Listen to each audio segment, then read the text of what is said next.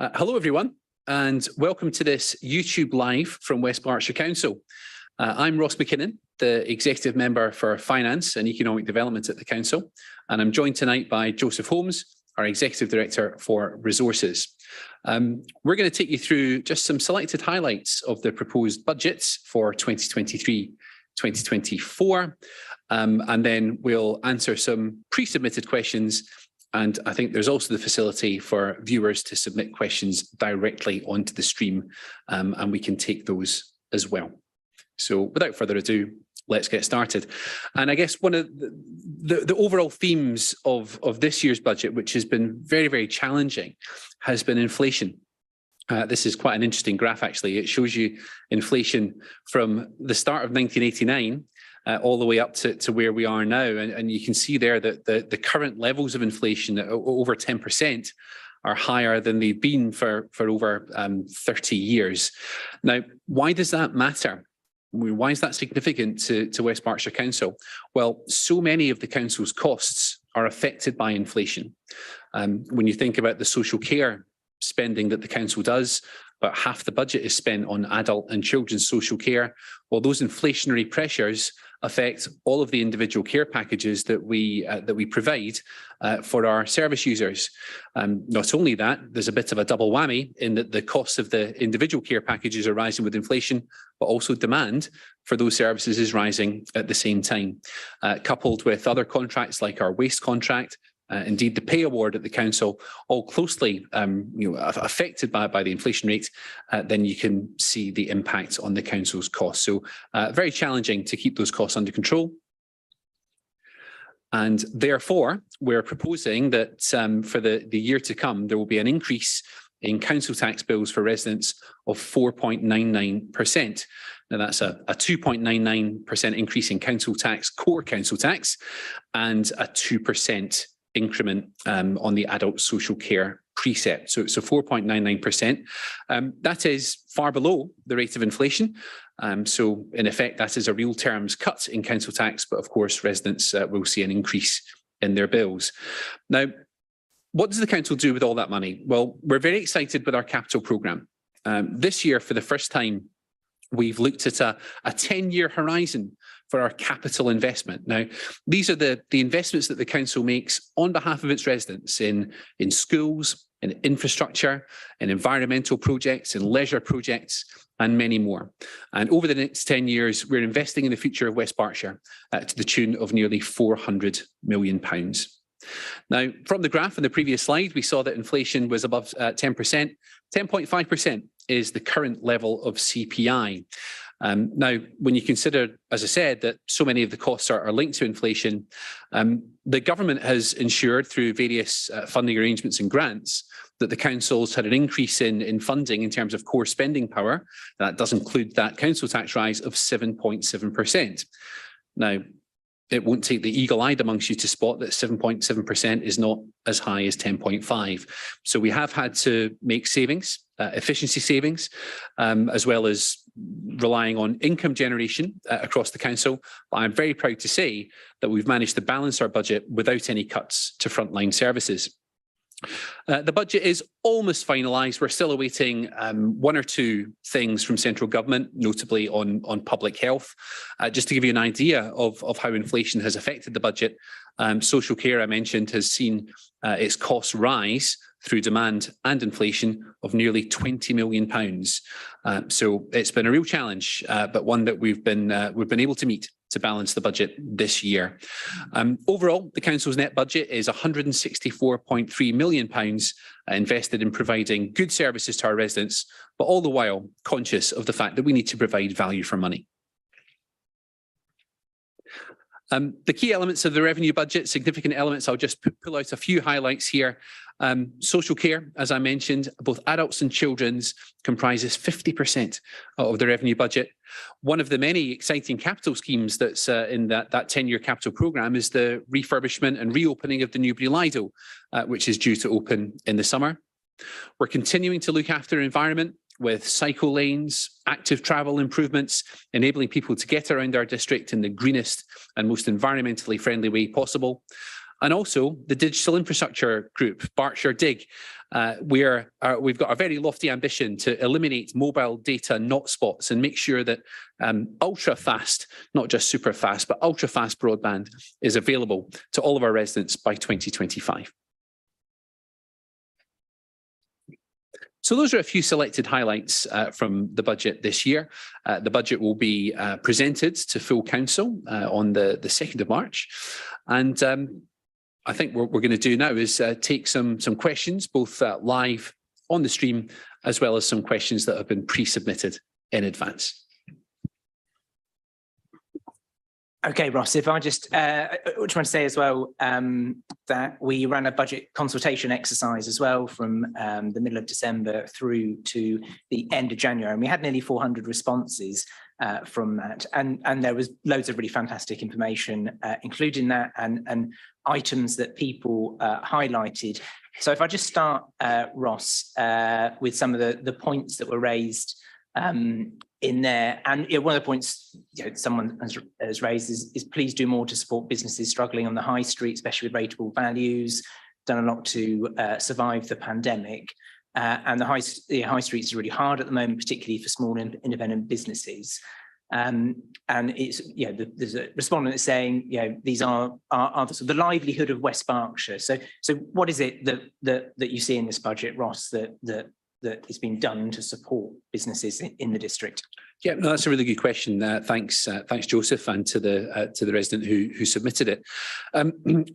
During the pandemic, we were really on the front line of supporting businesses. The council had to distribute various grants to businesses that were affected by the pandemic, and I think we did that very timely and very well.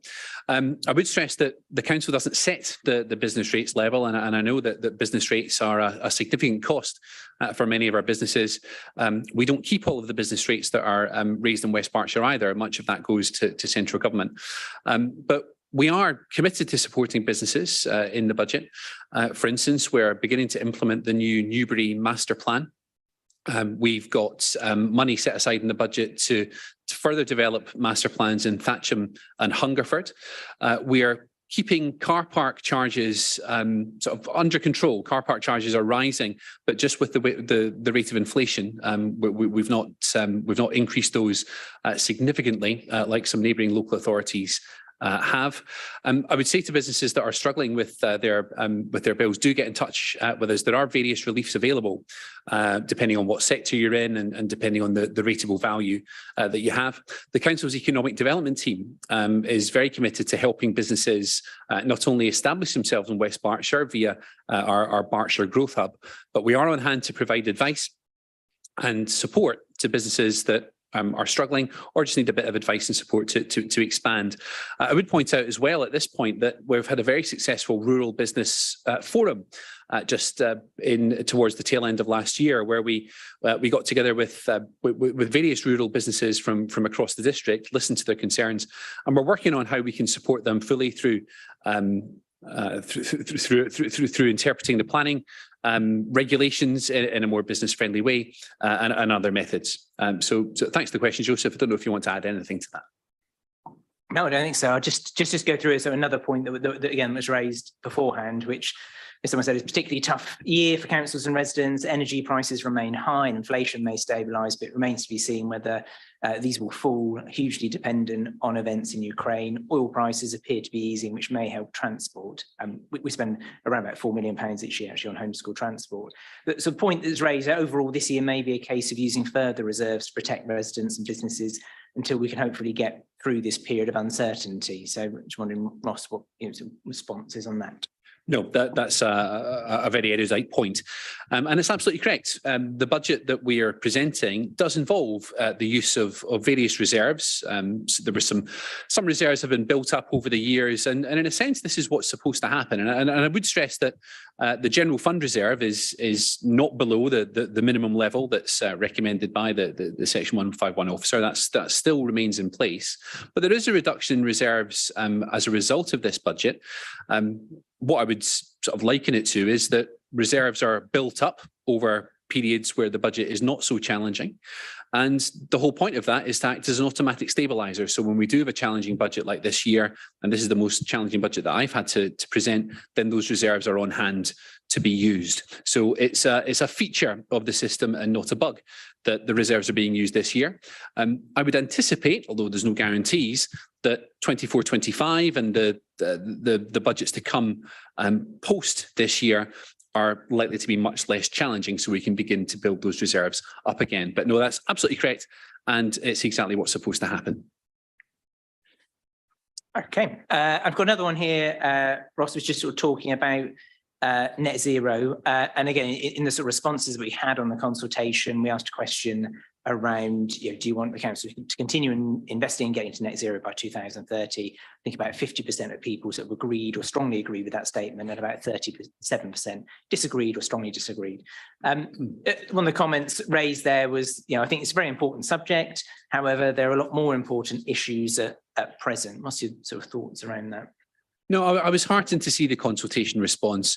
Our environment strategy that we implemented in 2019 commits us as a council to working towards net zero for the district by 2030. It's one of the key council priorities. So it was nice to see a majority of those responding in favour of that. I appreciate it's not everyone's top priority, but it is absolutely essential to maintain environmental responsibility and to maintain a green district. So I'm very glad that residents have responded positive to that. Of course, there's other areas of investment which the budget is investing in, but no, we're fully committed to our environment strategy and working towards that target by 2030. Okay, and just another question, Ross, not in the consultation, but you mentioned that we've got a capital programme of just under 400 million for the next 10 years, and we finance roughly about sort of half of that, just over 200 million from sort of borrowing. How do you sort of look at that and how that sort of stacks up with the revenue budget? Yeah, no, again, a very good point. I'm very careful, and this administration is very careful, that council borrowing needs to be done responsibly and sustainably. So the key indicator of an affordable capital programme is what proportion of the revenue budget is given over to repaying those capital financing requirements. If you look over the last 4 or 5 years, the percentage of the revenue budget that's spent on capital financing, it's been very, very consistent. It's been around the 10%, 11% mark. That's forecast to remain consistent throughout the period of the medium-term financial strategy. In fact, when you look at that figure, it's the dictionary definition of sustainable borrowing. And again, another really important point is that council borrowing is not done to balance or to fund day-to-day spending. It's done to invest in the future of West Berkshire. When we borrow money to redo Newbury Lido or to invest in highways infrastructure or to refurbish a school, we're spending that money on an asset which is going to benefit the residents of West Berkshire for years and decades to come. So although a balance sheet isn't part of the budget papers, when you see borrowing, that's only one side of the equation. The other side of the equation that you don't see is the asset that borrowing is acquiring for the residents of West Berkshire. So no, I'm very comfortable that borrowing is sustainable, as can be seen from that capital financing requirement in the revenue budget. Okay, thanks. And just looking back at the consultation, we asked a question around what would be the public's sort of 5 top priorities. And one of the comments which has sort of come in said, top of the list must be care for our pensioners, and then ensuring children are provided requisite access to education and health care. How do you go about trying to assess those sort of comparative priorities that ideally everything is a priority, and that in itself is a challenge? Of course. Well, the council strategy, the period covered by the council strategy is just coming to an end, and the new council strategy is out for consultation right now, which is going to cover 23 to 27. And one of those key priorities is caring for our vulnerable people. And I think a lot of residents are surprised. In fact, before I was elected as a councillor, I had I had a point of view that said, oh, council's just wasting a load of money. Once I get elected and once I get involved, I'm going to sort out, council finance. Council tax goes up every year and so on. And I was staggered when I first was elected and took on this portfolio to discover that fact that I've already mentioned, the fact that half of the revenue budget is spent on looking after are elderly people and also children and families that need extra support. Now, many of our residents will be in the fortunate position of not really seeing that, unless you have an elderly relative who needs care, or unless you do need extra support because you're a vulnerable child or family, then you don't really see it. But I think we would all want to live in a district where our vulnerable people are well cared for. I certainly wouldn't want to live somewhere that didn't prioritise that. So although for many people that's an unseen part of the revenue budget, I think we can all be happy and we can sleep a little bit more soundly that our vulnerable people are being well looked after. Thanks, Ross. And then on the sort of the council tax changes themselves. So there's a proposal in here at 4.99%. And again, in the consultation, we asked a couple of questions. So one around a 5% rise, of which there was a pretty even split actually on sort of positive and negative toward, or agree and disagree towards that. Yeah. But we did ask a question as well around sort of referendum. Now, referendum would be where we would ask the public if they wanted to go above the 5% level set by government. We put in the consultation 10%. Actually, nearly 30% of people did say yes. What's your thoughts on that sort of feedback that you kind of received through the consultation there? It was quite surprising actually that I was expecting far fewer people to respond saying that they were keen on a referendum requiring rise of above 5%. Now, there's no doubt if we did go to a referendum and it was approved, that would alleviate some of the pressure on the council budget.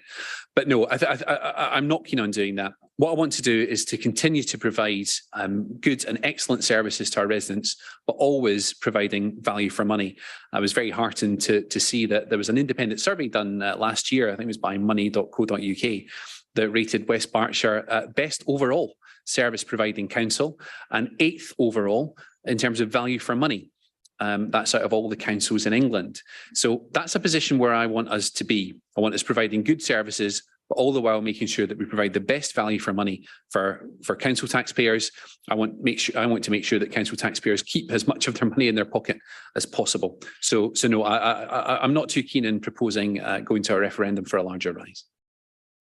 Okay, and actually the last question on the consultation, Ross, is we put a question there around to what extent do people agree or disagree with households who are working age who receive universal credit continuing to be protected from any increase in the council tax. So the last, I think, 2 or 3 years, the administration has of the council has put in a sort of 150 or a 250 pound reduction to those people in universal credit who are working age.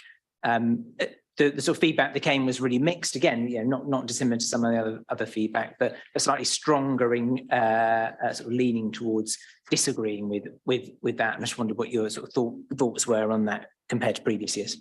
Yeah, no, that's right. So in previous years, we've made £150 available to reduce the council tax bills of universal credit claimants of working age who are on the council tax reduction scheme. I think this year we've decided to widen that support a little bit, to spread it a bit wider. Given the cost of living pressures that many families are facing, we've changed the scheme so that we're providing £25 off bills of families that are on the council tax reduction scheme. It's not dependent on universal credit. So we're widening the net really because we think that more residents would appreciate that support, not just that narrow group of residents that we've supported in the past. So good to see support in the consultation for that, and we're happy to go along with it. Okay, I think that's about it for questions, Ross. Lovely. Yeah. Well, look, thanks for joining me tonight, Joseph, and I hope those of you who are viewing have found that useful. And we'll wrap it up there. So have a lovely evening.